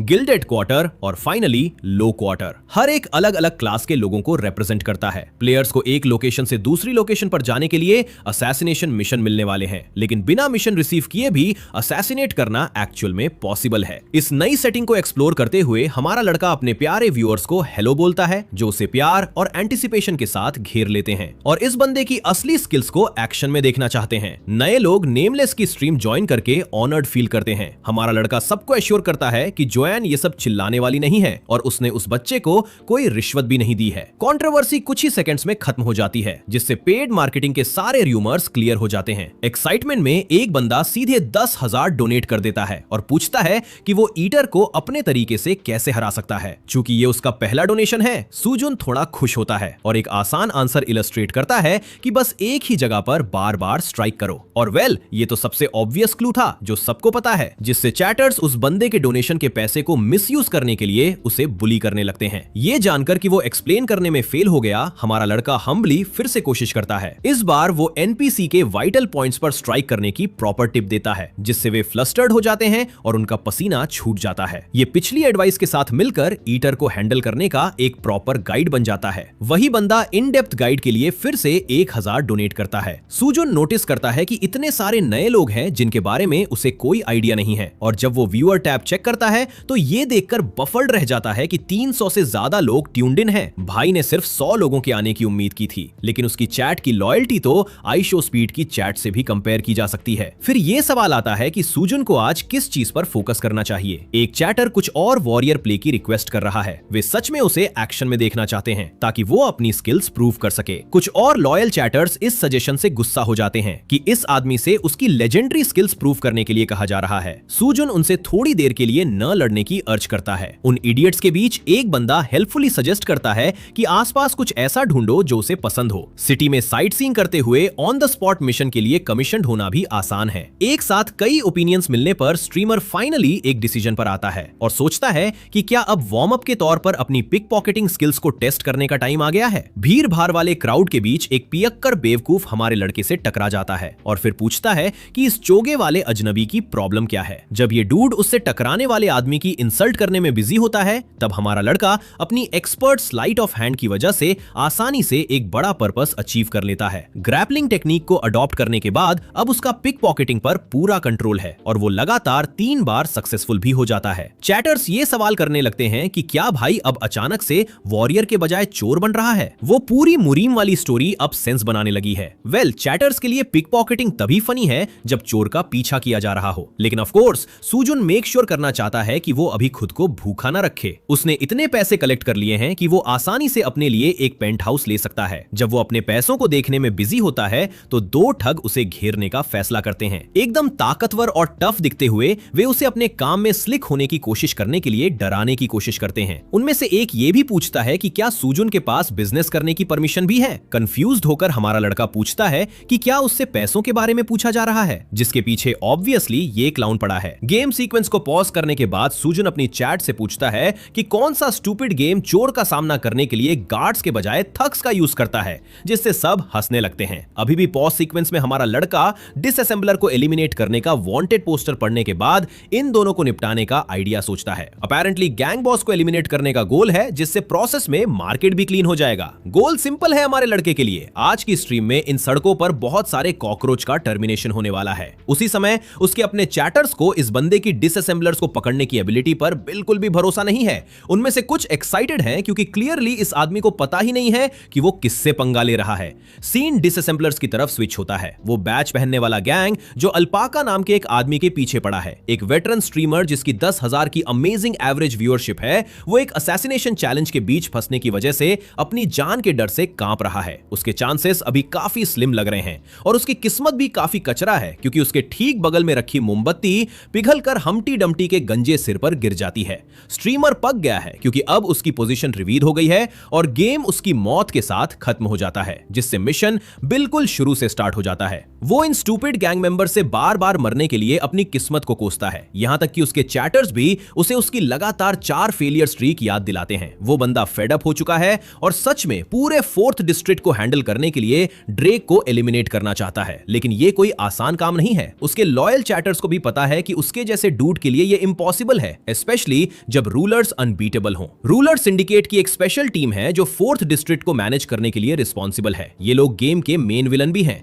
सबसे पहले ग्रैंड मैजेस्टी क्वीन है, फिर एथीरियस स्पायर का मास्टर, फिर रॉयलिस्ट फैक्शन का हेड और फाइनली डिसअसेंबलर्स का बॉस जो 4th डिस्ट्रिक्ट का रूलर है, एक बंदा जिसका नाम ड्रेक है। ये बंदा स्पेशली ट्रैक करने में बहुत ही ज्यादा मुश्किल होने के लिए जाना जाता है। वो एक कीड़े की तरह है जो 10 अलग अलग बेसिस में से किसी एक में स्पॉन होता है। स्टार्ट करने के लिए काफी रिस्क है। खैर, अल्पाका मैप लेकर फिर से ट्राई करने की उम्मीद करता है। इस बार सबसे पहले ड्रेक की लोकेशन चेक करता है। ट्रूप के बारे में जो इंफॉर्मेशन उसे पता है उसके बेस पर यह क्लियर है कि 4th डिस्ट्रिक्ट का लीडर किसी ऐसी जगह छिपा है जिसे ढूंढना आसान नहीं है। एक डोनेशन उसे 10,000 देता है और पूछता है कि वो इतना स्ट्रगल करने के बजाय वॉरियर प्ले क्यों नहीं करता। अल्पाका प्रेशराइज हो रहा है और उसे कोई आइडिया नहीं है कि उसे इस डैम गेम में कौन सा वॉरियर प्ले करना चाहिए। बाकी लोग इस सजेशन को लेकर एकदम सीरियस हैं और उसे कम्युनिटी को चेक करने के लिए कहते हैं, जिससे उसका इंटरेस्ट बढ़ जाता है और वो जाकर चेक करता है कि क्या चल रहा है। उसके दिमाग में वो सच में उम्मीद कर रहा है कि कोई इसे क्लियर कर दे ताकि वो उस पर्सन को अपना मास्टर बना सके और लीडर पर अपना खुद का एक वॉरियर प्ले फिनिश कर सके। उसकी बातें काफी बड़ी हैं। अल्पाका को लगता है कि किसी का भी वॉरियर प्ले स्टाइल में ड्रेक को क्लियर करना रिडिक्युलस है, इसलिए वो ज्यादा ध्यान नहीं देता। भाई बस चीज कर रहा है कि अचानक से उसके सारे चैट मेंबर्स उसके मुंह पर हंसने लगते हैं। डूड को रियलाइज होता है कि उसका कॉन्फिडेंस गटर में जाने वाला है। उसके अपने व्यूअर्स उसे इतना बड़ा कायर होने के लिए एक पैथेटिक लूजर कहते हैं। उस डूड को हमारे लड़के से भी बुरा ट्रीटमेंट मिल रहा है और डोनेशंस उसे अपनी बातों पर कायम रहने के लिए प्रेशराइज कर रहे हैं। ठीक तभी सीन एक बेस के इन्वेजन पर कट होता है। डिसअसेंबलर्स तुरंत उस हमलावर को रोकने के लिए एक फॉर्मेशन सेट करते हैं जो कोई और नहीं बल्कि चैट्स का भी चैट सुजुन खुद है। अल्पाका के till the end stream declaration से बस 30 मिनट पहले हमारा लड़का गली में उन थग से मिला था। गली का एटमॉस्फेयर नोटेबली डार्क था, लेकिन सुजुन के पास सबसे अच्छी लीड यही थी कि बिना लड़े इन लड़कों को फॉलो करे। वो तब भी काफी सरप्राइज्ड होता है जब उसे पता चलता है कि सिंडिकेट को पकड़ना आसान नहीं है। चैटर्स उसे ये सोचने के लिए बिरेट करते हैं कि रूलर्स का शिकार करना कोई केक वॉक होगा। हमारे लड़के को भी रूलर्स के बारे में कोई आइडिया नहीं है, जिससे पूरी चैट पूरे 1 मिनट तक उसका मजाक उड़ाती है और उस पर हंसती है। कुछ तो इतने एंटरटेन हो जाते हैं कि वे उसे डोनेट भी करने लगते हैं। वेल, गुड न्यूज ये है कि कम से कम हमारे लड़के ने कल रात ड्रेक का शिकार करने के लिए खुद से एक गाइड तो देख लिया था, लेकिन उसके पास जितने भी ऑप्शंस थे उनके बाद भी उसे प्लान एग्जीक्यूट करना मुश्किल लगा। फिर एक बहुत ही सिंपल स्ट्रेटजी आई, उन सब की अच्छे से पिटाई करो और लिटरली मेक श्योर करो कि वे तड़पें। एनीवे, सुजुन को कहा गया कि उसके पास जो कुछ भी है वो सब सरेंडर कर दे, यहां तक कि वो वॉलेट भी जो उसने पहले चुराया था और जिसके बारे में इन लोगों को परफेक्टली पता लगता है। चैटर्स को लगता है कि ये फाइट बहुत ही आसान होने वाली है क्योंकि इसी डूड ने अकेले ही 13 लोगों का सफाया कर दिया था। जिंजर हेयर वाला उसे डराने और धमकाने की कोशिश कर रहा है, लेकिन सुजुन एकदम स्टोन कोल्ड है और उन्हें घूर रहा है जब वे उसे अपना पैसा सरेंडर करने का कमांड देते हैं और कहते हैं कि वे उसका चेहरा नहीं खाएंगे। पोलाइटली पूछते हुए हमारा लड़का पूछता है कि क्या उन्हें ड्रेक की लोकेशन पता है। ऑब्वियसली थग्स कंफर्म करते हैं कि उन्हें पता है, लेकिन वे सच में परेशान हैं कि ये इडियट कैजुअली उनके बॉस के कोऑर्डिनेट्स के बारे में पूछ रहा है, ये जानते हुए कि ये क्लाउन्स इतनी आसानी से बात नहीं मानेंगे। सुजुन का मानना है कि इनकी पिटाई करना ही चीजों को हैंडल करने का एकमात्र तरीका है। भाई, मैसेज कम्युनिकेट करने का सबसे अच्छा तरीका मुक्के ही है। आखिरकार इन बेचारों को पता ही नहीं था कि वे किस मुसीबत में पड़ रहे हैं और उन्होंने मूर्खता से हमारे लड़के को पीछे से फ्लैंक करने का डिसीजन लिया। पूर्व स्वॉर्ड गॉड तेजी से उछलकर दूर हट जाता है, स्ट्राइक को डॉट करता है और पहले अटैकर से परफेक्ट डिस्टेंस बना लेता है। दूसरा वाला पूरी स्पीड में आता है और लगभग उसके चेहरे पर छुरा घोंप ही देता है, लेकिन सुजुन बच निकलता है और इस आदमी की बॉडी को ऐसे उछालता है जैसे वो कार्डबोर्ड का टुकड़ा हो। पहला डूड नीचे गिर गया है और उसका वेपन अब सुजुन का है। फिर रेड हेड आता है, जिसे लगता है कि अपने अटैक के बारे में चिल्लाने से उसे एडवांटेज मिलेगा। पंक को परफेक्टली पैरी कर दिया जाता है, जिससे वो कुछ पल के लिए स्टन हो जाता है और इस मोमेंटम का यूज करते हुए सुजुन फिनिशिंग ब्लो के लिए एम करता है और उनमें से एक और की जान ले लेता है। और इसी तरह इन सारे पंक्स को वॉरियर पंक स्टाइल में एलिमिनेट कर दिया गया है। स्ट्रीमर के यूनिक प्ले स्टाइल से चैटर्स बहुत इंप्रेस्ड और एंटरटेन्ड है। जिंजर हेयर, जिसे पहले सबसे ज्यादा कॉन्फिडेंस था, अब वो बिल्ली के बच्चे की तरह कांप रहा है। हमारा लड़का अपने ब्लेड को उसके सिर के ऊपर रखता है और ड्रेक की लोकेशन के बारे में पूछता है। ऑफ कोर्स वो डंबस अभी भी बात नहीं करना चाहता, तो ये आदमी उसे लगभग आधा काट ही देता है, जिससे उसे मौत का ऐसा डर लगता है कि वो कांपने लगता है। ये जानते हुए कि अब कोई दूसरी वार्निंग नहीं मिलेगी, जिंजर हेयर वाला ठग सुजुन को बिना किसी रहम के उसे धमकाते हुए देखता है। चैटर्स के अकॉर्डिंग भी इस तरह का टॉर्चर लिटरली पागलपन है, क्योंकि आखिर में उस क्लाउन के सिर में दर्द हो रहा होता है और उसने सारी इंफॉर्मेशन भी दे दी होती है। चैटर्स एक बार फिर से काफी इंप्रेस्ड हैं कि सुजुन के पास इंफॉर्मेशन निकालने और मिशन को अपने तरीके से हैंडल करने की स्मार्टनेस है, लेकिन हमारे लड़के की करंट प्रॉब्लम इस छोटी सी डैगर की लेंथ है। जब वो आसपास किसी दूसरे वेपन की तलाश करता है तो उसे एक अजीब सा वेपन दिखता है जो उसका इंटरेस्ट खींच लेता है। और इसी तरह हम प्रेजेंट में फास्ट फॉरवर्ड करते हैं, जहां वो एक डैम पाइप का यूज करके उनके बेस में क्रैश करता है। पाइपमैन और उसकी पाइपिंग टेक्निक्स वापस आ गई हैं, क्योंकि वो अनस्टॉपेबली पूरे ग्रुप को क्रॉस करता हुआ फिक्शन के सबसे पावरफुल वेपन से उन सबको डिस्ट्रॉय कर देता है। इस डेडली पाइप में काफी पंच है, लेकिन जो बात सुजुन को अभी एस्टॉनिश कर रही है वो ये है कि इस मिशन की डिफिकल्टी कितनी हार्ड है, क्योंकि उसने अभी 30 लोगों का सामना किया है और उससे एक्सपेक्ट किया जा रहा है कि वो इसके ऊपर एक असैसिनेशन भी करे। जब वो लेवल की इंट्रिकेसीज पर सोच विचार करने में बिजी है तो एक सर्टन आदमी की आवाज अपना अम्यूजमेंट एक्सप्रेस करती है। अचानक से एक प्रोजेक्टाइल कहीं से आता है और हमारे लड़के के चेहरे को लगभग काट ही देता है, लेकिन पाइपमैन बिल्कुल सही टाइम पर उसे अवॉइड कर लेता है। हालांकि उस एक स्ट्राइक को डॉच करते हुए वो बहुत कूल लग रहा था, लेकिन भाई का कंपोजर तब टूट जाता है जब उसे रियलाइज होता है कि सैकड़ों तलवारें रैपिड स्पीड में उसकी तरफ उड़ती हुई आ रही हैं। टीमू गिलगामेश अपनी प्रोजेक्टाइल एबिलिटी के साथ फिर से आ गया है, लेकिन चिंता मत करो, क्योंकि हमारा लड़का अपने भरोसेमंद पाइप का यूज करके उन सबको डिफ्लेक्ट करते हुए ऑरा को चांद और उससे भी पार तक फार्म कर लेता है। चैटर्स उसकी गॉड लाइक रिएक्शन स्पीड को समझ ही नहीं पाते और उसे खुद लीडर की तारीफ भी मिलती है। उसी समय प्लेयर के एक्शंस ने ड्रेक को नोटेबली अपसेट कर दिया है और इसलिए वो सुजुन को ताना मारते हुए पूछता है कि क्या ये फिल्दी कैजुअल आगे आने वाली चीज को पैरी कर सकता है।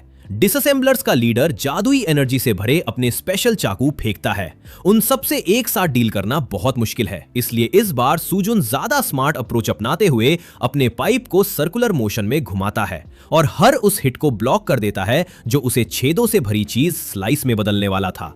डिफ्लेक्शन बहुत ब्यूटीफुली किए गए हैं, जिससे ज्यादातर चाकू आसपास पिन हो जाते हैं और उनमें से एक ड्रेक के चेहरे को भी चीर देता है, जिससे उसका खून निकलने लगता है। हमारे लड़के के चेहरे पर दुनिया की सबसे कमीनी मुस्कान है, जबकि उसके फैंस उसे चीयर करते रहते हैं, लेकिन साथ ही ये भी पूछते हैं कि वो उसे पैरी क्यों नहीं कर पाया। ड्रेक अ प्लेयर को हाई रिगार्ड में रखता है और उसका नाम पूछता है और उसे पता चलता है कि वो नेमलेस है। बेसिक एनपीसी रिस्पॉन्स ऐसा नाम रखने के लिए उसकी तारीफ करता है और वो इस बात पर सिर भी हिलाता है कि ताकतवर लोग रिस्पेक्ट डिजर्व करते हैं। इसीलिए ये आदमी खुद को रोकना बंद कर देता है और अपनी पूरी ताकत रिलीज कर देता है और अपने वेपन के लिए ड्यूअल ब्लेड्स के साथ साथ 2 चेन स्पीयर्स भी इकट्ठा कर लेता है, जो उसे एक कॉम्प्लिकेटेड ओपोनेंट बना देता है। चेन ब्लेड सबसे पहले स्वॉर्ड गॉड के पीछे आते हैं, जो कैजुअली पहले हिट को डिफ्लेक्ट कर देता है और उसे नहीं पता कि कोई दूसरा पीछे से अटैक करने के लिए पुश कर रहा है। ऐसा सच में लगता है कि ये कनेक्ट हो जाएगा, लेकिन बिल्कुल एंड में सुजुन ब्यूटीफुली एक किक मारता है जिससे ब्लेड ऊपर की तरफ छिटक जाता है और उसका मोमेंटम टूट जाता है। पहले जब ड्रेक सिर्फ डैगर फेंक रहा था तो हमारे लड़के को लगा था कि ये डूड तो नोबल ईटर से भी बड़ा फ्रॉड है, लेकिन चीजों के करंट स्टेट को देखकर सुजुन फाइनली समझ सकता है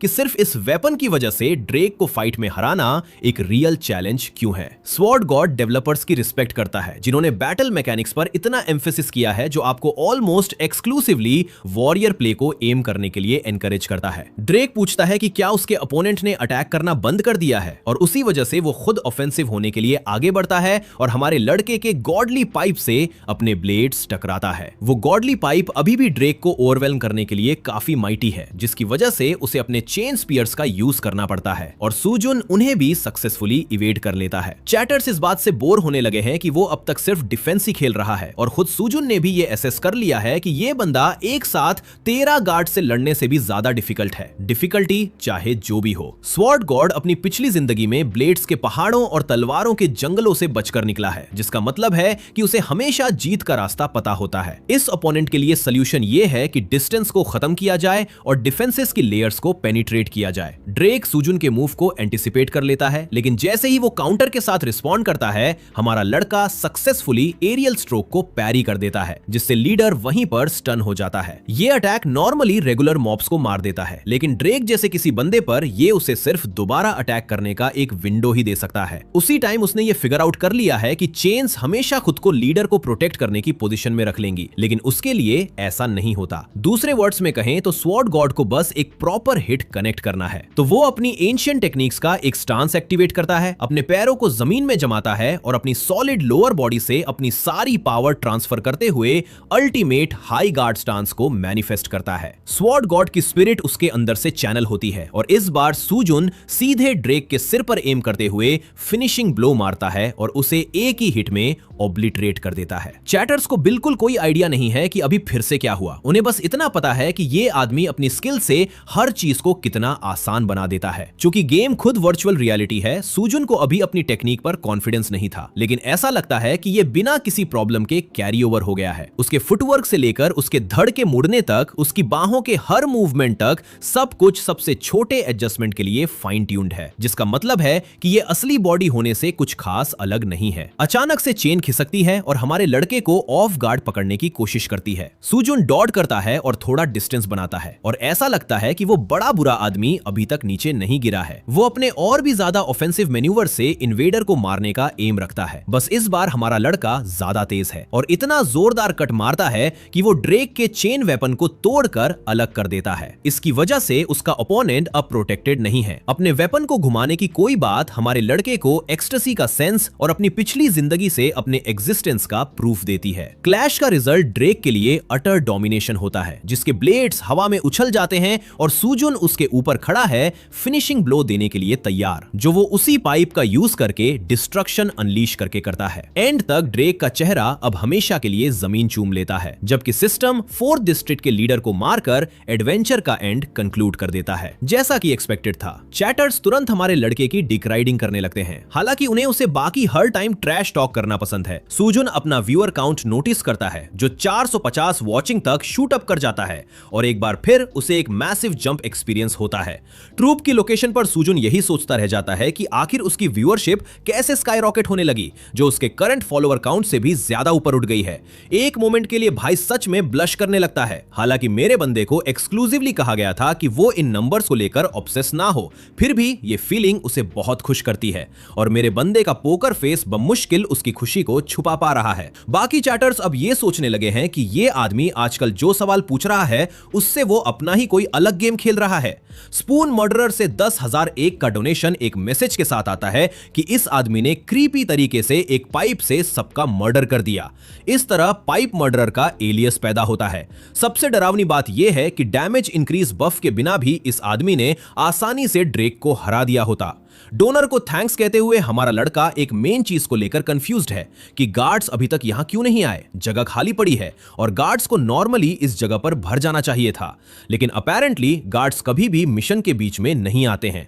हालांकि वे पिक पॉकेटिंग सिचुएशंस के दौरान हमेशा पॉपअप हो जाते हैं। उस लोकेशन से बाहर निकलते हुए हमारा लड़का एक और चोगे वाले प्लेयर से मिलता है, जिसके बारे में उसे कोई आइडिया नहीं है। सुजुन उसकी आइडेंटिटी के बारे में पूछता है और वो एक प्रॉपर प्लेयर के बजाय क्रिस्टीना निकलती है, जो हमेशा की तरह गॉर्जियस लग रही है। वो उन्हें ऑपरेशन से मुक्त कराने में मदद करने के लिए उसके लिए एक हेफ्टी सैलरी लेकर आई है। इस रिवॉर्ड के साथ उसकी रेपुटेशन भी काफी बढ़ जाती है। सबसे अजीब बात तो यह है कि ड्रेक को बिना पकड़े ही उसे यह रिवॉर्ड कैसे मिल रहा है, जबकि वो ऑफिशियली एक मिशन पर था। चैटर्स कंफर्म करते हैं कि ऐसा अक्सर होता है। रिवॉर्ड्स बिना बिना किसी प्रॉपर क्वेस्ट के मिलना आम बात है। फिर भी ऐसा नहीं है कि भाई इस पैसे को खर्च कर सकता है। उसके पास तो हथियारों के नाम पर दुनिया भर के पाइप्स पड़े हुए हैं। सबसे मजेदार बात तो यह है कि ड्रेक जन्नत से यह सब देख रहा है और सोच रहा है कि इस साइकोपैथ ने उसे मारा ही क्यों, जब उसे पैसे चाहिए ही नहीं थे। अब अगला सवाल यह है कि हमारा लड़का आगे कहां जाने वाला है। क्रिस्टीना यह जानना चाहती है, लेकिन वो उसकी प्राइवेसी की रिस्पेक्ट करती है और हमेशा की तरह कूल दिखते हुए वहां से चली जाती है। सुजुन अपनी इस दोस्त को अलविदा कहता है और अपने मिशन पर लौट आता है।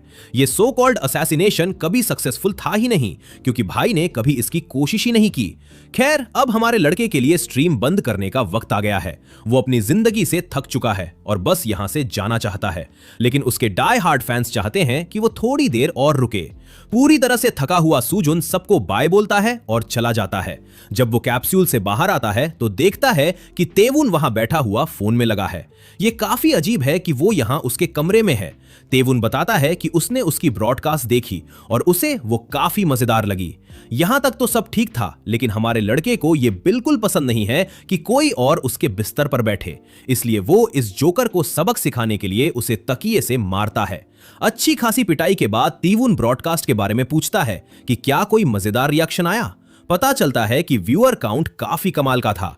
सुजुन खुद देखने के लिए उसका फोन छीन लेता है और देखता है कि वो अपनी धमकियों के साथ कितना खतरनाक लग रहा था। लेकिन इसी रूथलेसनेस ने बहुत से लोगों को उसका फैन बना दिया है। वो लोग उसे किसी मानवा स्टोरी के मेन कैरेक्टर की तरह ट्रीट कर रहे हैं, जो कि काफी क्लेवर फोर्थ वॉल ब्रेक है। वैसे अभी भी शार्ड ऑफ ऑर्डर के बारे में कोई जानकारी नहीं मिली है, जो सिर्फ एक वॉरियर प्ले इवेंट के जरिए ही मिल सकता है। हमारे लड़के को कोई आइडिया नहीं है कि ये किस काम आता है। तभी वो एक और पोस्ट पढ़ता है जहां एक यूजर उसे हेट कर रहा होता है। तीवुन को लगता है कि गेम में कुछ हेटर्स होना तो आम बात है, अब अटेंशन कुछ ज्यादा ही रियल हो गई है। सुजुन सलाह मांगता है कि उसे क्या करना चाहिए और तेवुन उसे बताता है कि कम्युनिटी बेस नॉर्मली 10,000 लोगों का होता है। मतलब भाई उसे और भी ज्यादा फेमस होने के लिए कह रहा है, जो कि उतना आसान नहीं होगा जितना वो सोच रहा है।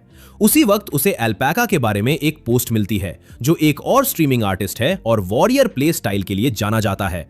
उसका ये दाव अब उसी पर भारी पड़ रहा है।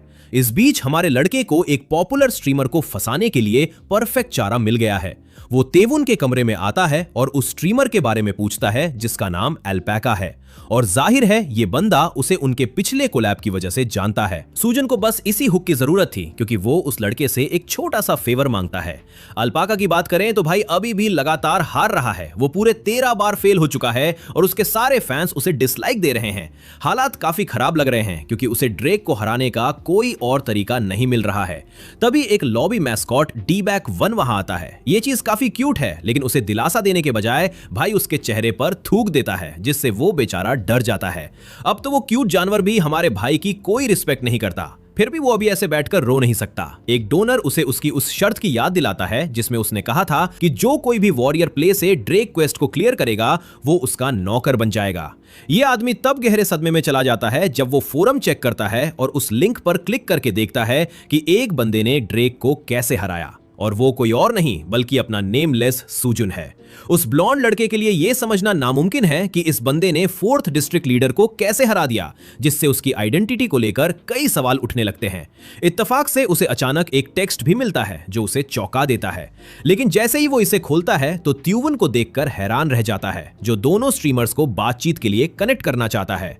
सॉफ्ट कोरिया कंपनी में हम सीईओ ईव पीमो को अपनी कॉफी एंजॉय करते हुए देखते हैं, लेकिन अचानक उसका असिस्टेंट दरवाजा खोलकर अंदर आता है और भाई का दिन खराब कर देता है। वो बंदा उसकी कॉफी खराब करने के लिए उसे डांटता है और अपडेट मांगता है। तभी उसे पता चलता है कि कुछ बहुत बड़ा हुआ है।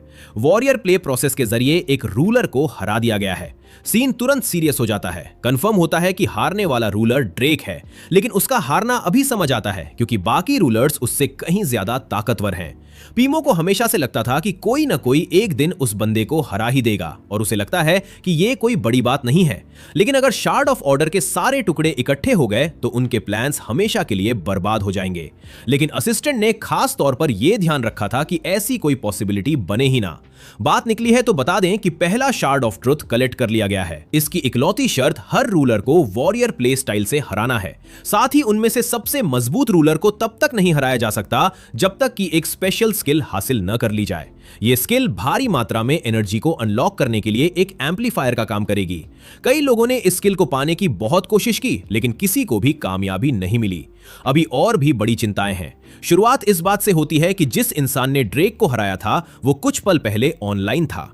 सीईओ पीमो ये सुनते ही बात पकड़ लेता है और पूछता है कि इस जोकर को पक्के तौर पर कैसे पता कि वो स्ट्रीमर लॉगिन था, जिससे ये कंफर्म हो जाता है कि ये बंदा काम में लापरवाही कर रहा था। बॉस उस जोकर पर घटिया काम करने के लिए चिल्लाता है और वो भाग जाता है, जिससे बॉस पहले से भी ज्यादा गुस्से में आ जाता है।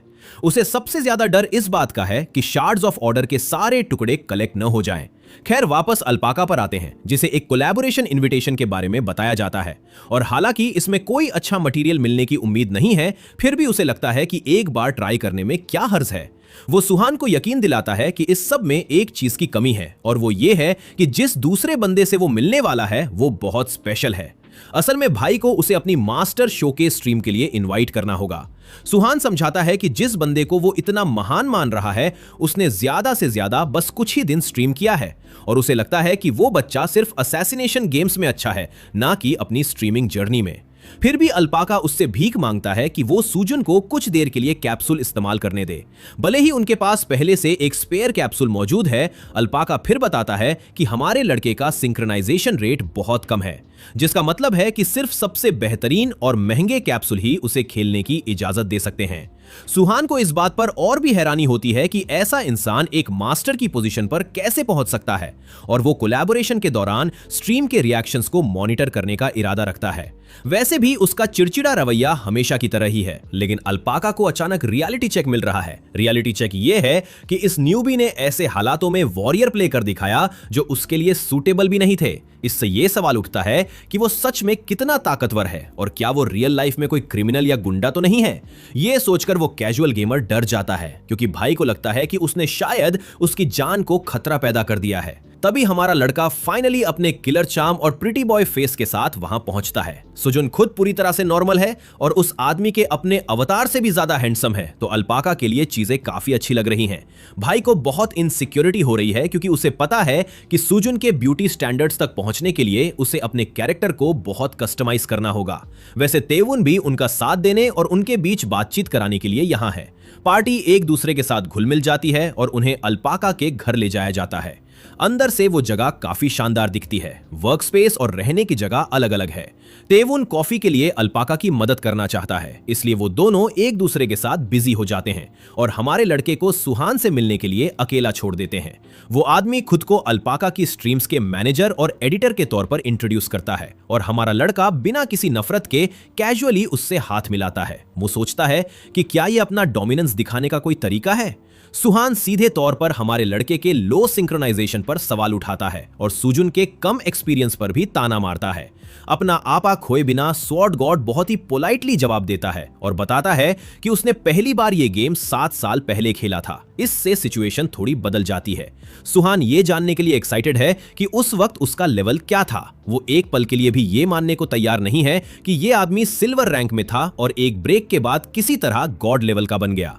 असल में ये आदमी स्पारिंग ग्राउंड में तुरंत उसका टेस्ट लेना चाहता है और जिद करता है कि वो सबके सामने अपनी स्किल्स दिखाए। तेवुन इस गुस्से वाले एडिटर को इतना कड़वा होने के लिए चिढ़ाता है और मजाक में उस बंदे को सुजन के साथ न भिड़ने की वार्निंग भी देता है। सुहान कुछ ज्यादा ही घमंडी है और हवा में उड़ रहा है, लेकिन तेवुन हमारे लड़के की स्किल्स देखने के बाद इस मैच का नतीजा पहले से ही जानता है।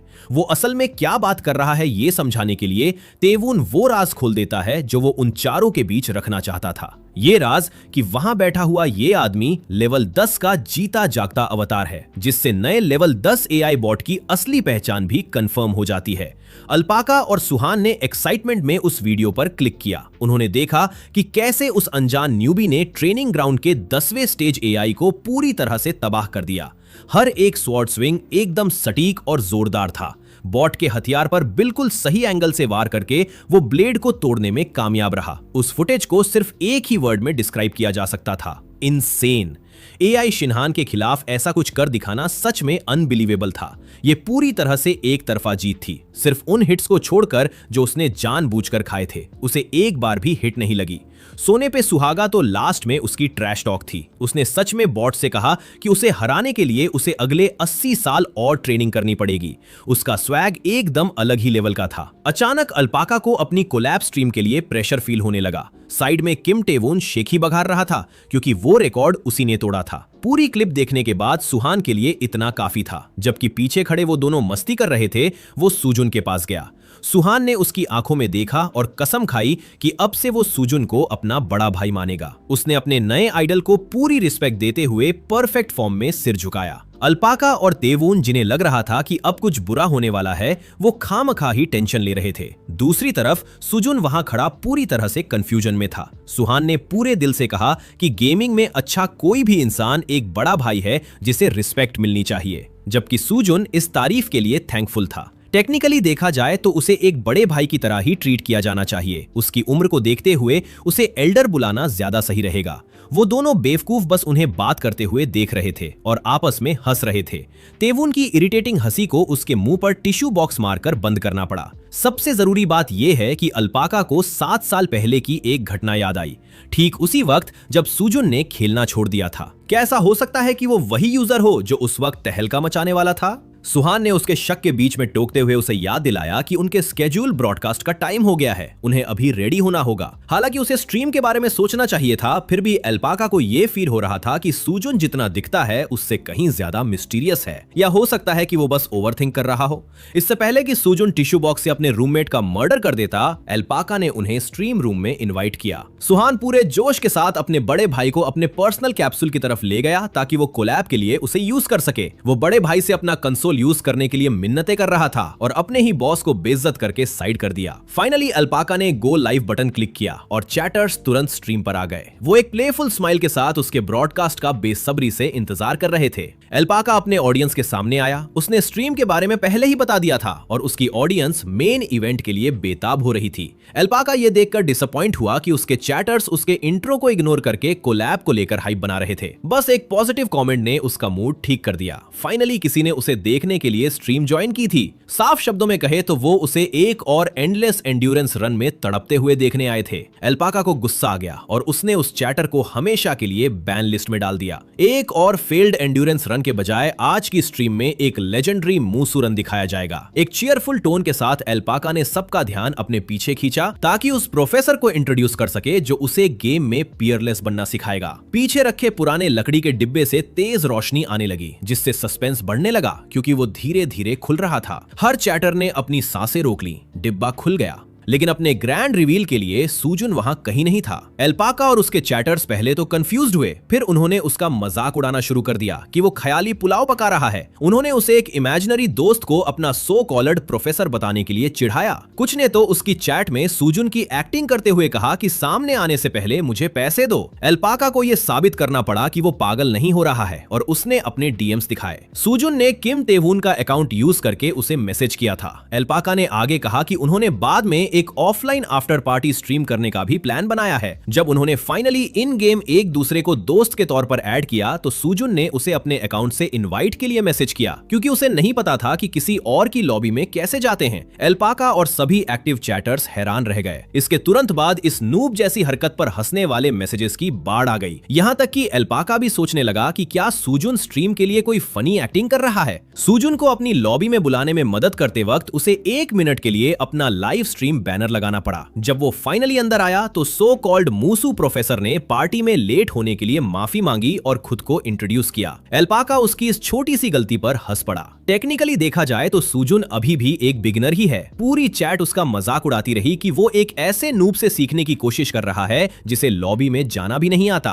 19,000 व्यूअर्स का एक साथ एक ही बंदे का मजाक उड़ाना सच में कमाल का था। कुछ ही पलों में वो 20,000 व्यूअर्स का मार्क पार कर लेंगे और कमेंट्स हर सेकंड तीखे होते जा रहे हैं। सुजुन ने तो सोचा भी नहीं था कि स्ट्रीमर का मजाक उड़ाना भी अपने आप में एक कंटेंट बन गया है। ऐसा लगता है कि किसी लाइव स्ट्रीम में चैटर्स का टाइप स्ट्रीमर की पर्सनालिटी पर बहुत डिपेंड करता है। कुछ स्ट्रीमर्स अपने व्यूअर्स को कंट्रोल में रखते हैं और उन्हें डांटते हैं, जबकि दूसरे स्ट्रीमर्स एकदम क्लीन ब्रॉडकास्ट रखना पसंद करते हैं। अल्पाका की चैट सुजुन के नए नए फैन बेस से काफी अलग थी, फिर भी वो उस फ्री माहौल को एंजॉय कर रहा था जो अल्पाका ने बना रखा था। बेइज्जती का सिलसिला चलता रहा, जिससे सुजुन को ये डर लगने लगा कि कहीं उसकी स्किल्स का भी मजाक ना उड़ जाए। जैसा कि फोरम पढ़ने वाले सभी लोग जानते हैं, सुजुन ने अकेले ही ड्रेक को हरा दिया था, जिससे एल्पाका को अपना वो वादा पूरा करना पड़ रहा है कि जब तक वो भी ऐसा नहीं कर लेता तब तक स्ट्रीम करेगा। किसी बेवकूफ ने एल्पाका के जले पर नमक छिड़कने के लिए 1000 डोनेट किए, जिससे वो बैन हैमर लाने के बारे में सोचने लगा। सुजुन ने इसे छिपाने की कोशिश की, लेकिन इस बेवकूफ को अपनी ही चैट से बेइज्जत होते देखना सच में मजेदार था। जब उससे हंसने के लिए मना किया गया तो सुजुन ने अपनी हंसी दबाई और माना कि एल्पाका को मुश्किल में डालने के लिए वो खुद को थोड़ा जिम्मेदार मानता है। उसने आगे कहा कि उसने ये जाने बिना ड्रेक को हराकर गलती कर दी कि कोई ऐसा भी है जो ये दावे कर रहा है कि मुसु गेम प्ले से बॉस को हराना नामुमकिन है। चैट सुजुन की इस इनडायरेक्ट रोस्टिंग से पूरी तरह से सहमत थी।